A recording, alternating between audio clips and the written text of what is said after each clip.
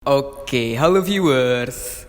Halo guys, balik lagi sama aku Rifki Hadian. Dan di video kali ini, karena waktu SNMPTN sudah semakin dekat, aku mau ngasih tahu tentang kegelisahan-kegelisahan yang mungkin kalian rasakan dalam proses mendaftar SNMPTN di tahun 2021.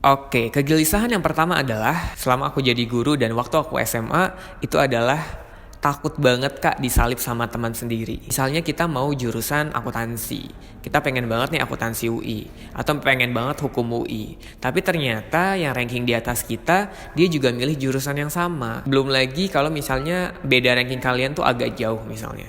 Misalnya yang pengen hukum atau akuntansi UI itu ranking 1 paralel, kalian ranking 5. Oh ternyata dia akuntansi UI misalnya. Yaudahlah gue manajemen UI aja misalnya. Kalian yang ranking 5 paralel ya posisinya. Ternyata yang ranking 2 juga mau manajemen.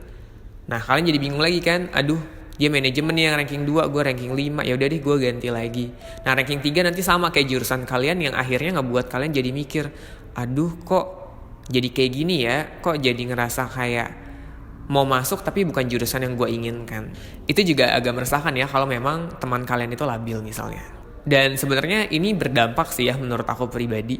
Kenapa? Karena nggak jarang kadang-kadang teman yang salip penyalip ini atau yang kesalip itu jadi bertengkar nantinya. Yang tadinya hubungan mereka baik jadi nggak baik akhirnya. Nah terus gimana kak solusinya?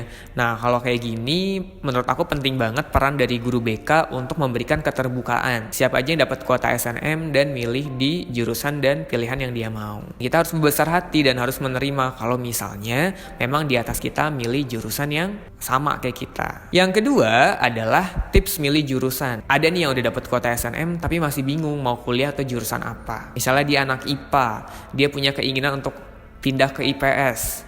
Dia bingung, kak gue milihnya di IPA aja jurusannya di SNM atau gue milih IPS juga ya. Atau misalnya ada yang orang tuanya pengennya jurusan apa tapi keinginan kalian apa.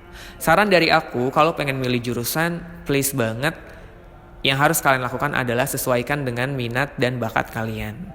Kalian pengen jadi apa 5 tahun ke depan? Kalian mau ngapain? Sekarang banyak jurusan-jurusan yang gak dilirik sama orang yang pada kenyataannya, menurut aku pribadi, beberapa tahun ke depan jurusan itu bakal in banget. Kita juga bisa memberikan inovasi-inovasi ketika kita sudah masuk jurusan tersebut. Aku ingat banget dulu waktu aku pertama masuk, ada guru yang udah lama kerja di tempat aku, dia bilang, dia punya anak murid, dia bilang kayak gini, kak aku mau sastra Jawa, aku mau sastra Jawa UI. Nah seketika mungkin beberapa orang bakal kaget, loh sastra Jawa UI, kenapa pengen sastra Jawa UI? Emang kerjanya mau jadi apa? Emang kedepannya mau kayak gimana? Iya kak, aku udah tahu masa depan aku mau kemana. Aku pengen untuk melestarikan dan mengembangkan budaya Jawa ke seluruh penjuru dunia. Wah, dari situ aja aku dengarnya kayak udah keren banget gitu. Dari cerita si guru yang udah lama kerja ini.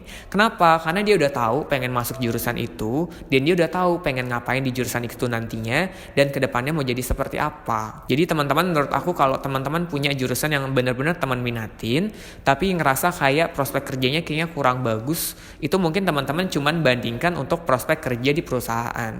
Tapi kalau teman-teman bisa berinovasi, teman-teman bisa ngembangin diri, aku yakin banget jurusan apapun yang teman-teman pilih nantinya itu bisa ngebuat teman-teman sukses. At least teman-teman punya satu, udah punya tujuan yang jelas mau ngapain, dan teman-teman udah berusaha untuk tetap berada di jalan itu gitu nantinya.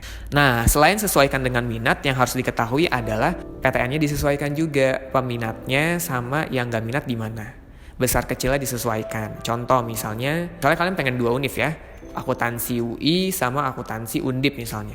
Ya kalian lihat UI sama Undip tuh tinggian yang mana pertama. Kedua, lihat faktor alumni kalian ada di mana. Kalau misalnya keketatannya kalian udah lihat, oh lebih ketat yang Univ X misalnya, dan ada alumni di situ juga, ya udah pilih aja keketatannya lebih tinggi dan ada alumni kalian. Jadi sesuaikan dengan keketatan dan alumni kalian ya. Takutnya kalau kalian taruh yang lebih rendah terlebih dahulu di atas, bawahnya juga nggak akan berpeluang. Yang ketiga, hal yang ngebuat kalian gagal di SNMPTN. Jujur ya, aku pernah punya adik kelas, dia udah keterima di UI, terus tiba-tiba setelah dia verifikasi ternyata dia gagal untuk masuk UI. Jadi dia lulus SNMPTN, tapi untuk verifikasinya dia gagal. Kenapa? Ada satu mata pelajaran yang ternyata itu nilainya berbeda dari yang ada di rapor. Jadi mulai dari sekarang tolong banget jangan sampai salah input nilai data kalian. Kenapa? Serius ya, cuman beda 1 atau 2 angka aja yang kalian input sama rapor kalian itu bisa membuat kalian gak lulus untuk verifikasi data di universitas kalian. Nah, terus coba lihat ada alumni kalian gak di univ tersebut. Jangan sampai jurusan yang kalian pilih sama dengan teman kalian yang rankingnya lebih tinggi di sekolah kalian. Kalau misalnya dibandingin sama yang ada di sekolah kalian itu kan standarnya sama, gurunya sama. Otomatis yang nilainya lebih tinggi pasti akan lebih didahulukan, pasti akan lebih dipentingkan dibandingkan kalian yang nilainya rendah. Berbeda ketika sekolahnya berbeda. Karena kalau sekolahnya beda itu pasti standarnya juga beda. Pasti akan dilihat faktor alumni juga, IPK-nya berapa. Makanya kalau dari SMA yang sama, terus milih jurusan yang sama, yang rankingnya lebih rendah itu nggak keterima di jurusan yang diinginkan di SNMPTN. Nah, yang jadi pertanyaan menarik, Kak, kenapa dari SMA yang berbeda kalau nilainya beda yang lebih kecil bisa masuk nih? Jadi gini teman-teman, contoh, misalnya tahun lalu itu ada 2 orang dari SMA yang berbeda yang lulus di suatu PTN. Nah, yang pertama misalnya rata-ratanya cuma 85, yang kedua rata-ratanya 87. Tapi setelah dilihat dari progres selama dia kuliah, ternyata IPK-nya, prestasinya itu lebih tinggi si anak yang rata-rata nilai lapornya 85. Dan ternyata indeks sekolahnya juga lebih baik dari orang yang punya rata-ratanya 87 ini. Jadi pihak universitas juga akan melihat indeks sekolah kalian, IPK alumni kalian, prestasi yang ditolarkan dari alumni kalian, karena pasti akan ada datanya. Setiap nilai yang ada pasti diinput dan bisa dibandingkan. Jadi saran dari aku, kalau misalnya satu sekolah usahakan beda jurusan. Tapi kalau misalnya udah beda sekolah dan misalnya kalian punya teman beda sekolah, terus ternyata milih jurusan yang sama di SNMPTN sama kalian. Jangan berkecil hati kalau misalnya nilai kalian lebih rendah. Kenapa? Karena faktornya nggak cuma dari nilai sekolah kalian aja, ada faktor-faktor yang lain. Kak, kenapa pilihan kedua itu kemungkinan besar nggak lulus dalam proses seleksi SNMPTN? Jadi gini teman-teman, waktu aku SMA itu orang-orang yang lulus SNMPTN adalah semua mereka yang memilih di pilihan pertama. Kedua, selama aku mengajar di bimbel, dari anak-anak yang lulus SNMPTN, aku belum menemukan orang-orang yang lulus di pilihan kedua. Walaupun menurut aku sebenarnya ada, cuman menurut aku peluangnya kecil banget. Kenapa peluangnya kecil banget?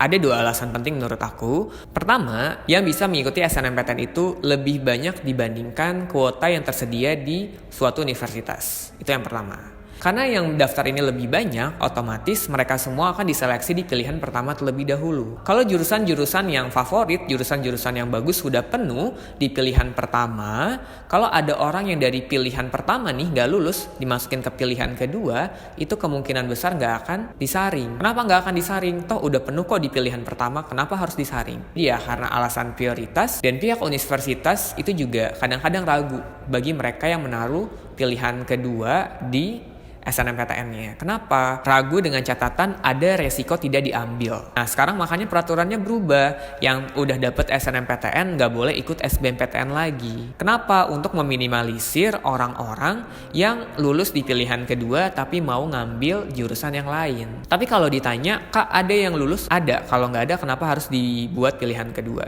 Jadi saran dari aku, satu pilihan aja yang teman-teman minatin apa, yang teman-teman mau apa. Kalau teman-teman pengen 2 jurusan, usahakan yang 2 jurusan ini sama-sama minat dan sama-sama teman-teman inginkan. Balik lagi sama teman-teman, apa yang teman-teman lakukan, apa yang teman-teman pilih harus teman-teman pertanggungjawabkan. Nah, itu adalah kegelisahan yang sering banget muncul ketika mau daftar SNMPTN. Oh iya, sebelumnya aku pengen bilang, kayaknya aku bakal sering bahas soal setelah ini untuk mempersiapkan SBMPTN kalian juga.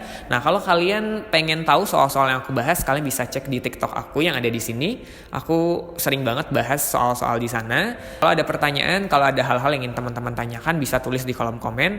Nanti insya Allah bisa aku jawab. Kalau pertanyaan bisa aku jawab. Aku mau bilang thank you banget udah nonton video ini. Hope you enjoyed dengan videonya. Dan sampai jumpa di video-video aku yang selanjutnya ya. See you next time guys.